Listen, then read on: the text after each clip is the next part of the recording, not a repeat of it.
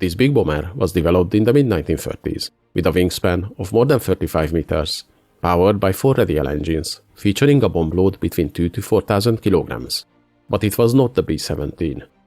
Instead of the sleek looks of the American bomber, this plane resembled Grandma's kitchen cabinet if it could fly. But despite the looks, this was the only real heavy bomber type in Europe when World War II started. This was the Farman F.220 series, a bomber that carried the design philosophy of the 1920s to World War II. So let's see the history of this aircraft today.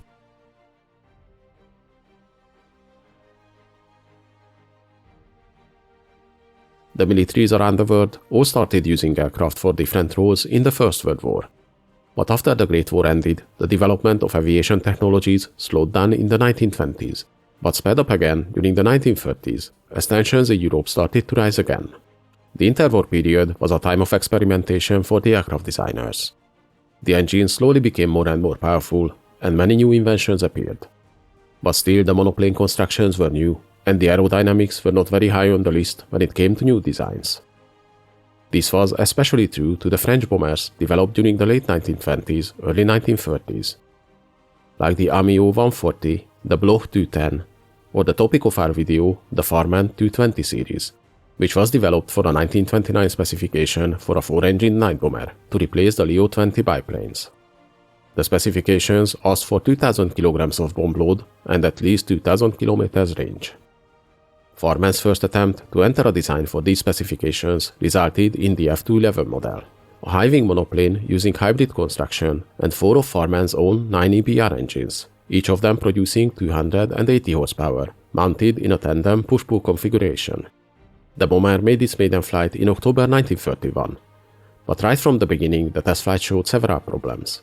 The controls were heavy, the construction of the aircraft too weak, and the maximum speed was disappointing as well, at 195 km an hour.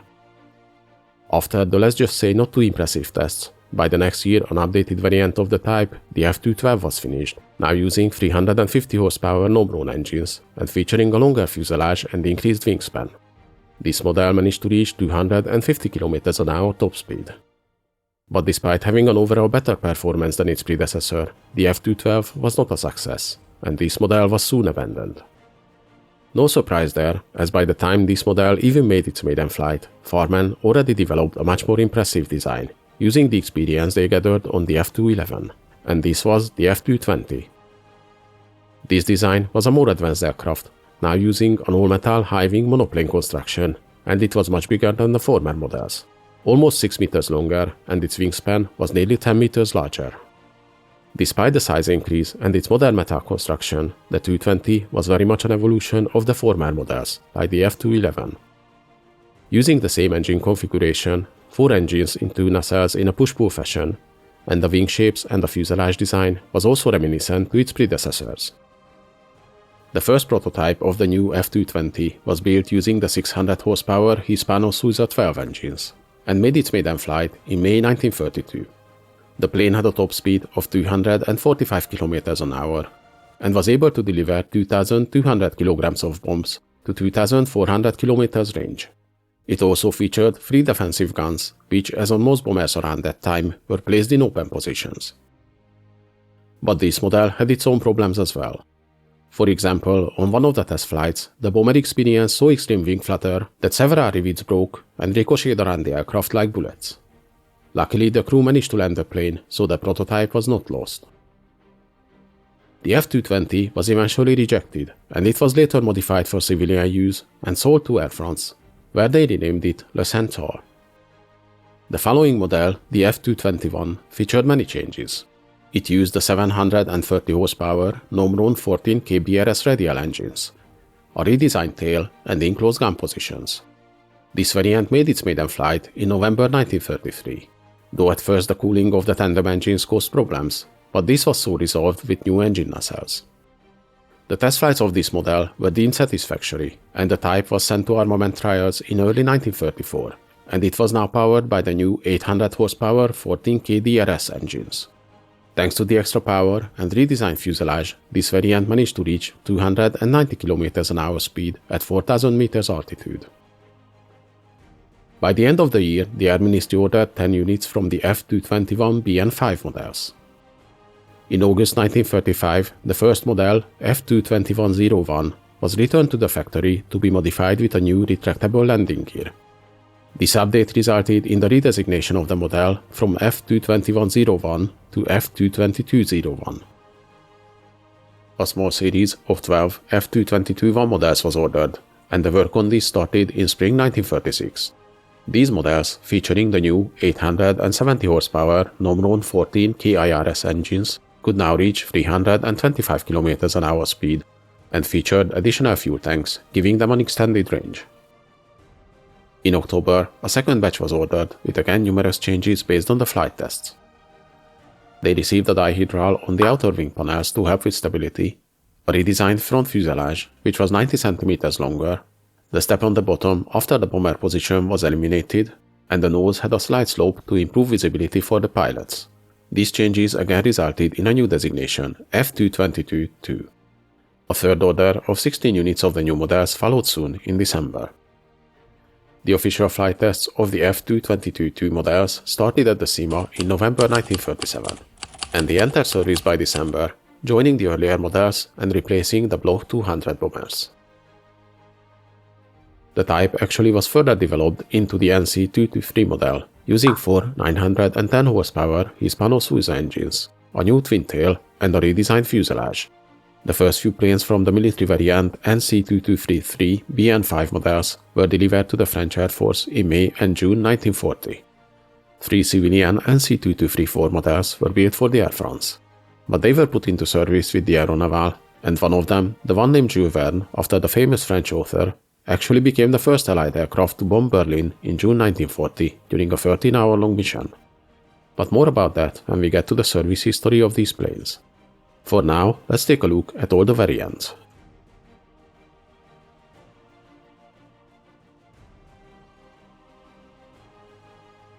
The F.211 was the first design presented to the 1929 specifications using four 280 horsepower engines. But after the disappointing flight tests, it was quickly followed with the F.212 variant, featuring a longer fuselage, larger wingspan, and four 350 horsepower engines. But soon, these smaller models were abandoned to concentrate on the F.220 design, which was much bigger and used a 600 horsepower Hispano-Suiza inline engines. This model was later modified for civilian use. It was followed by the revised F.221 variant, which was built with four 730 horsepower radial Morane engines and featured a new tail design and enclosed gun turrets. 10 units were built from this variant. The F.221 was the production model upgraded with a retractable undercarriage and modified turrets in 1935. 11 units were built. It was followed by the F.222 model, which featured numerous modifications. The outer wing panels were given a dihedral, the nose was redesigned and lengthened by 90 cm, and these models received the stronger Morane-14 and 11 engines. 24 units were built from this variant. The type was further developed into the F.223 model, which was redesignated to NC-223 after the nationalization of the French aircraft manufacturers. These models used new, stronger Hispano-Suiza engines and had a redesigned and more streamlined fuselage with a new twin-tail design. After several different variants, the 2233 model became the bomber variant, which entered service in 1940, powered by four 910 horsepower Hispano-Suiza engines. But only 8 units were built from this variant. The 2234 model became the civilian version, with 1100 horsepower Hispano-Suiza engines and a more streamlined nose. Only 3 were built from this variant.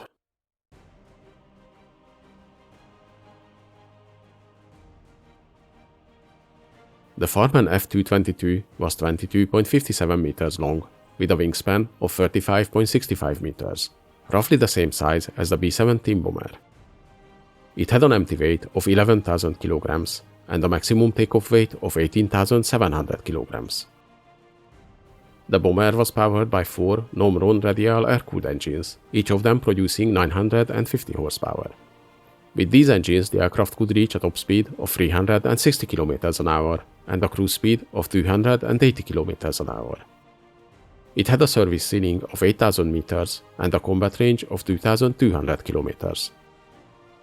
The plane's defensive armament included 3 7.5mm machine guns, one in the nose, one in the ventral, and one in the dorsal position. Its usual bomb load was 2,500 kilograms, but for shorter ranges it could carry up to 4,190 kilograms.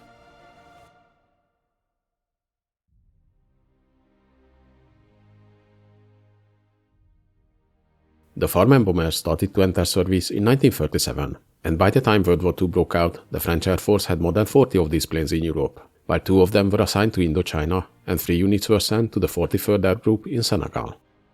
At the start of the hostilities, France was the only nation in Europe with heavy bombers, thanks to these planes, though they were built in very low numbers. Their first combat mission took place in December 1939, but it was not a violent one, as they were just dropping leaflets over Munich. When Germany started their Western campaign, only about half of these planes in service were fit for combat missions. The first actual bombing raid they conducted was in May 1940 against one of the BMW factories in Germany. But the quick fall of France meant they only flew 67 sorties altogether before the fighting ended. Partly because many of the bombers were under maintenance at any given time, and partly because during the fast and disoriented retreats, the headquarters couldn't issue orders for them. By June 1940, the new NC-2233 type started to arrive to the units, but only 7 of these models were delivered, and they did not see any action. The 3 NC-2234 civilian variants were also pressed into service, but only one of them, the earlier mentioned Jules Verne, saw action, and became the first aircraft to bomb Berlin in June 1940 during a 13-hour-long mission. The bomber took off from Bordeaux-Marignac, flew north over the English Channel, then followed the Dutch coastline to attack Berlin from the north, and then turned west and safely returned home. In June 1940, when the Battle of France was all but lost, a French pilot, James Denis, flew one of these planes to England, carrying 20 other pilots, where they joined the Free French Air Force. After the fall of France, the remaining planes were used both by the Free French forces and the Vichy regime, but they were converted to transport roles and mainly used in North Africa. In 1943, the Allies captured a number of these Farman planes, and after some repairs, they were now pressed into service on the Allied side.